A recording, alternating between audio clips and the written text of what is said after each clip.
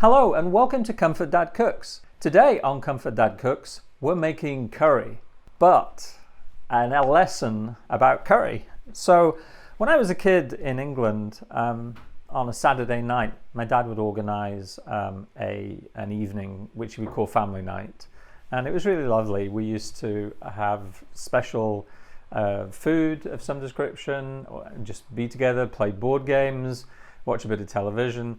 And then always around about 9 o'clock-ish, my mum would be like, right, come on, time to catch the angel train. So we'd go to bed. And then my dad would like to watch a documentary or football, soccer for the day. And it was always worth, if possible, creeping back downstairs about 10:15 or 10:30. Because this would have been, I think I was about 5 at this time. And it was amazing because you could go downstairs, and if my mum and dad had gone to get a carry-out meal, it was very often Indian food. And so at 4 and 5 years old, I was trying things like Rogan Josh and Vindaloo and Madras and all sorts of amazing flavors. And I developed a love of Indian food and Chinese food very, very early on. And so, the idea of Indian food and curry for me was something that I just grew up with. And I've had many experiences with people from India coming to stay with me, and it's been a lovely experience. So for me, Indian food has always been close to my heart. And so I'd like to show you a basis of many different curries here. So what is curry? Well, curry isn't actually anything. Curry is an anglicized version of a word from the southeastern part of India, and the word is curry, which originally means gravy or sauce. So what I'm going to show you today is how to make a delicious, fragrant, spicy sauce that you can then use as a basis for so many different things. So we'll go through it step by step, and then we'll end up with a sauce which is rather like you might think a cooking curry sauce or something like that, but it's much more. So we're going to be starting today, and trust me, this is well worth the effort. We have various spices here, and in a moment we're going to dry roast them. So in this selection of spices I have, let me see here, coriander, whole coriander seeds. These are fennel seeds. This is whole cumin. Fenugreek, so quite a bitter spice. You should taste these. I always encourage my kids when they're learning cooking is, well, how does that taste? How does fenugreek taste? And of course it's astringent, and it tastes like, try it. It tastes like nothing on earth. So fenugreek, we've got some black pepper, a piece of cinnamon stick, some black cardamoms. Now you may have heard of green cardamoms. They're very often used in desserts and puddings and things, but black cardamoms are very much suited for spice, savory dishes. There are 3 whole chili peppers, and there's a couple of cloves there. So we have a pan here on medium heat. You should be able to hold your hand over it for 4 or 5 seconds. Look, Mum. So we take those spices and we drop them in whole. Okay. Now what we're going to do is roast these spices in the pan for a couple of minutes. Now it's important that you don't burn stuff. You're trying to toast it, not burn it. It's not like where your mum would make toast and you're on the way to school rushing out the door and she quickly scrapes off the burn bits. You don't want the spices to burn. You'll start to hear them crackle a little bit. You're just warming, gently roasting those spices. And roasting spices, whole spices, is one of the things about classic Indian cooking which you may have never experienced before, but is an amazing way to bring the flavors out of spices. Usually when you buy spices, you may go to a supermarket and buy pre-ground spices. You can do that if you want to. Use ground spices and skip this step and then move on to the step I'll show you in just a moment. But I swear this is the absolute best way to do it, where you start to make your own spice mixture and then grind that. So we'll start to roast this. The fragrance is absolutely amazing. Okay, so when you've roasted your spices, I can't tell you how amazing the fragrance is, but you end up with the spices being a little darker here. And then you can just tip them out of the pan there. Okay, so there's a couple of ways to do what we need to do next. So first of all, you let them cool down until they are warm to the touch is okay, but if you try and grind them while they're still hot, you'll get condensation coming in and you'll end up with the spices being quite wet. So we add to this a little turmeric, about half a teaspoon, and about a teaspoon of chili powder. I use Kashmiri chili. It's available in lots of supermarkets, but you can just find chili powder. I'll put the recipe for what I'm making here, this dry spice mixture, in the comments below. So what we need to do now is to get that into a dry spice mixture. Now there's a couple of ways of doing this. Traditionally, it will probably be ground on a stone, and it would take an awful long time to do. If you have a pestle and mortar, you can do that in here. And that is something that I've done 1,000 times, and you can use a pestle and mortar, okay? Very easy to do.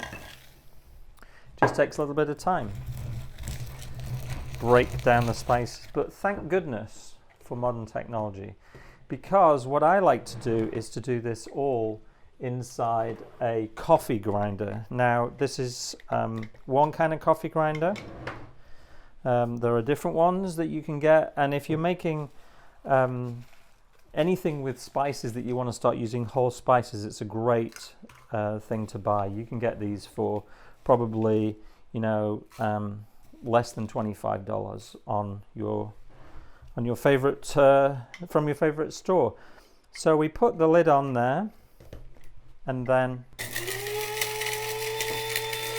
you can work in batches here as well, because unless you have a huge spice grinder, you won't fit all the spices into one grinding batch.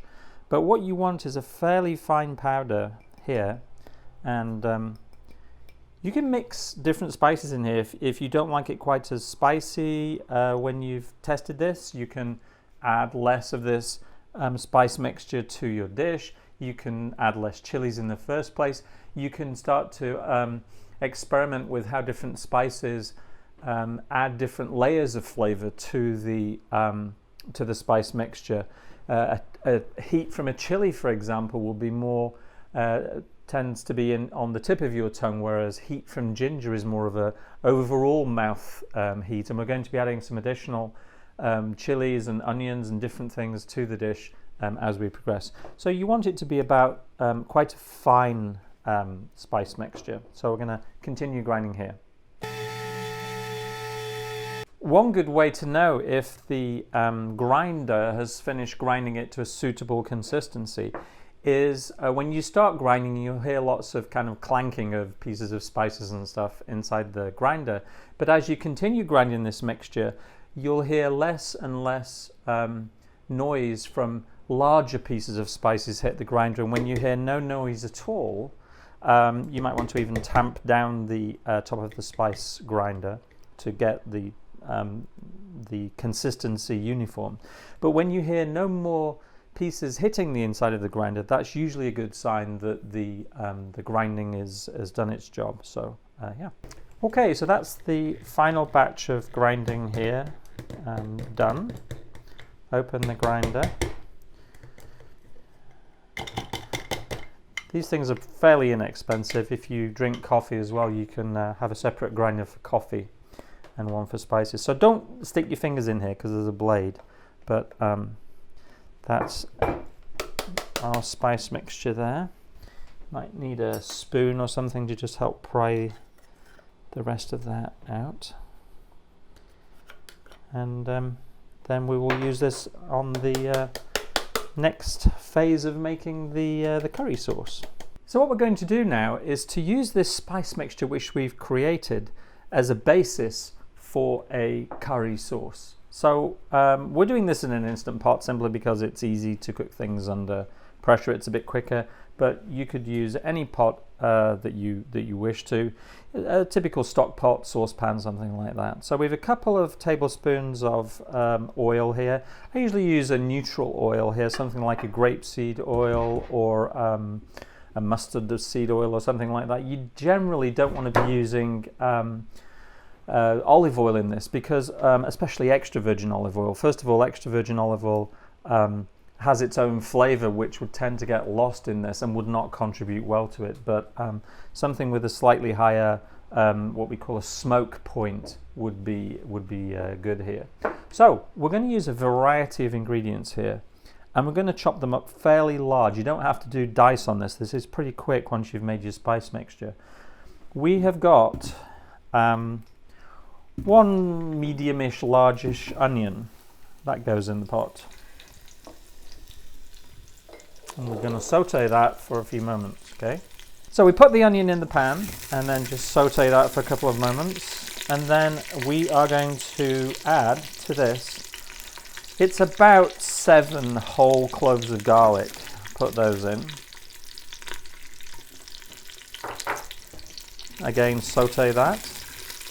We have a couple of whole chilies. Gonna saute that again.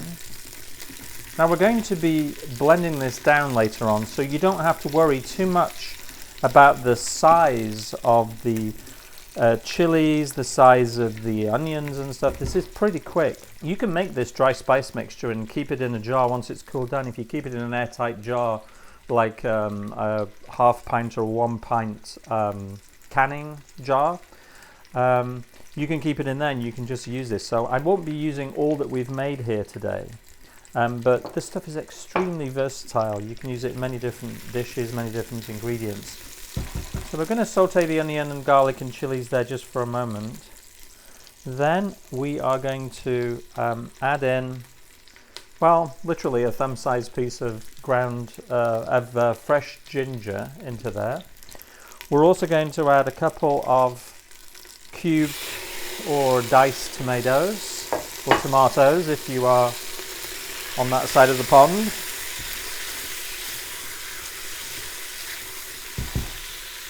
You can add tomato puree here if you like slightly more tomato. We're also going to add a bunch of coriander, stalks and all. We simply washed and trimmed the soily ends off the coriander into that. And then to this we're going to take a couple of heaped tablespoons of the spice mixture. And we're going to add a pinch, 2 pinches of salt. Okay, so now we've got the spice mixture in there, we've got the tomatoes, the garlic, we've got so many good flavors starting to build here.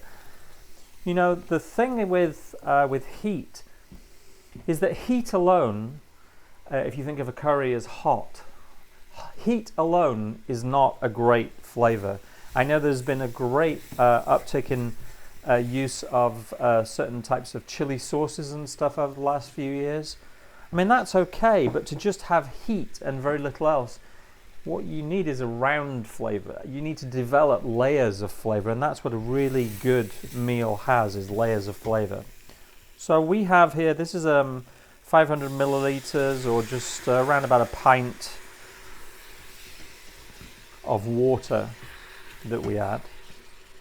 We want to create enough here so that the vegetables and the spices have got enough water to cook in, but not so that the liquid will be excessive after the sauce is cooked. So what we have here then is the onions, the garlic, the chilies, the tomatoes. We've got the dry spice mixture which we made earlier, and we're going to add a couple of squeezes of just lemon juice here. Catch the seeds. Not Catch the Wind. I always remember the song by Donovan, Catch the Wind, which is a lovely song. So catch the seeds, catch the pip, and there we go. If you can find it tamarind extract is very good. It's used in southern Indian cooking, especially. The sourness of tamarind extract is great to add, but if not, lemon juice is absolutely fantastic. So what we're going to do is we're going to pressure cook this on high pressure for 12 minutes. And then we will come back when that's cooked, and then I'll show you what the next step is for this curry sauce. Okay, welcome back. We've now been cooking the curry sauce for a little while, for 10 minutes on high pressure in the Instant Pot. If you're doing this in a pan manually, you want to do it in probably 15 to 20 minutes, maybe even a little longer. You want everything, the onions, everything, the tomatoes, to release their flavor and to be quite soft. So let's open the Instant Pot and see what we have here. Obviously this is very hot, so be careful of, I don't mind a steam facial, but I'm not sure this is exactly what I want. So as you can see inside the pot here, everything is pretty well cooked down. We've got very soft tomatoes, soft chilies, everything is just, the garlic is breaking apart. That's exactly what you want for this particular dish. So now there's a couple of things to do the next step. So if you have a good hand blender, I see you have constructed a new hand blender for yourself. And if you don't understand Star Wars, you probably just tuned out. But anyway, the hand blender is one way to do it, and you can certainly do that. That hand blender is okay. I am pretty heavy on kitchen equipment. I found for a larger batch of sauce like this, I just use a blender. And what I'm going to do is put all of that sauce into the blender and then blend it up here for a couple of minutes. You want it to be quite fine. So in just a moment we'll come on to the blending part of it. So we take the curry sauce out of the pan. I usually just rinse it down with a little bit of water. It's not quite the same as the French deglazing technique, but I do so hate to waste any good flavoring. So that all then goes into the blender. We then bring you don't have this problem of home of bringing the blender into center cam, but so what we do is we put the lid on the blender here, and then we just blend away. Start it on a slower pulse. Treat it like a soup. If you put it full up and then you blend soup, you can end up with everything going everywhere. So just a little bit of a start. Bring it up to number 1, and then if your blender has multiple speeds, you want it to go up to the highest speed, and blend it for a couple of minutes here. So we'll be back in a moment. Okay, blend it for a couple of minutes and then very, very slowly release the pressure. And now you're looking for a fairly smooth texture here. If you find any lumps in at this stage, you can continue blending it here for another couple of minutes. So we want it to be pretty smooth. So we'll continue blending it. Okay, so that's another couple of minutes. Let's have a look at the sauce here again. If the pressure's sticking the blender lid, you can open this here. That will allow the pressure to escape. But watch it, it's hot. So let's see. So what we're seeing here is much more what we want. It's a reasonably thickish kind of custard consistency, or creme anglaise custard, but it's smooth. You can see if you use the back of the spatula against the side of the blender, you can see that the sauce is pretty smooth. Now if you've trained in classic French cookery, you could even go one step further and pass it through a chinois, which is a conical strainer. This is not a chinois, but you could then pass it through there if you want it ultra smooth.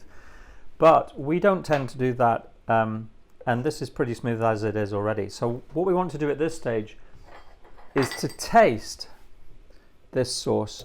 Now what you're looking for at this stage, it should coat a spoon like this. It'll be a pretty strong sauce. What we're going to be doing with this is adding a variety of things to it to cook with, but you can taste it here. Now to me that is absolutely perfect. What we want is a little bit more salt in there, not much, just a little bit.